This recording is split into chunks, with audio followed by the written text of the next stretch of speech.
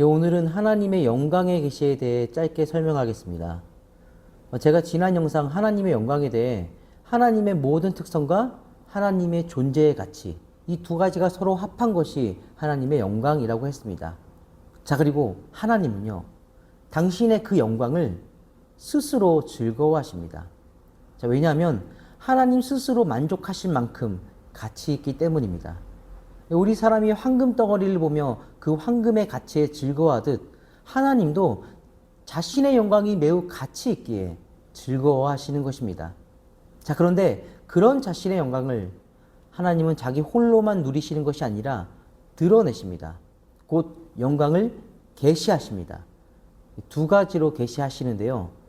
바로 일반 계시와 특별 계시, 이 두 가지 방편으로 계시하십니다. 자, 이 중 먼저 일반 계시는 하나님이 창조하신 모든 우주 만물, 곧 창조 세계 전체를 다 가리키는데요. 가령 이런 것입니다. 우리가 별들의 움직임을 보면 항상 일정하게 매우 정밀한 움직임을 가지는데, 그래서 별들의 움직임을 통해서 고대부터 사람들은 날짜를 계산하기도 했습니다. 그런데 이런 별을 창조하신 분이 하나님이시라면 그 하나님은 얼마나 정확한 분이겠습니까? 별들의 정밀함을 통해 하나님의 정확함이라는 영광이 드러나는 것이죠. 이렇게 하나님의 영광이 일반 계시로서 드러난다는 것입니다. 그리고 이 일반 계시는 모든 존재가 다 일반적으로 누릴 수가 있죠. 그래서 일반 계시라고 불립니다. 자, 그리고 다음으로 특별 계시는 하나님이 창조하신 온 우주 만물을 보면 하나님의 영광이 드러나긴 하는데 사람들이 그 영광을요 올바르게 인식하지를 못합니다.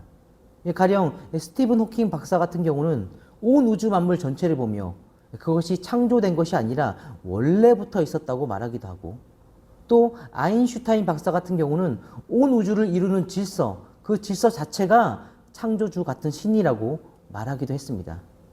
이렇게 사람들은 그 아무리 두뇌가 뛰어난 사람도 일반 계시만 갖고는 하나님의 영광을 올바르게 인식하지 못하는 것이죠. 자, 그래서 하나님은 사람들이 그런 오류로서 당신의 영광을 오해하지 않도록, 그래서 당신의 영광에 대해 바르게 인식할 수 있도록 돕는 해설서, 곧 성경의 말씀으로 당신의 영광을 드러내고 설명하시게 됩니다. 자, 이것을 특별 계시라고 하는데요. 자, 왜냐하면 성경이라는 특별한 수단을 통해 계시하셨기에 특별 계시라고 부릅니다. 자, 그리고 이렇게 일반 계시, 특별 계시, 이 두 가지로 하나님은 당신의 영광을 계시하시는데요. 하나님께서 자신의 영광을 드러낸다고 해서 이 두 가지를 합쳐 하나님의 발산적 영광이라 부르기도 합니다.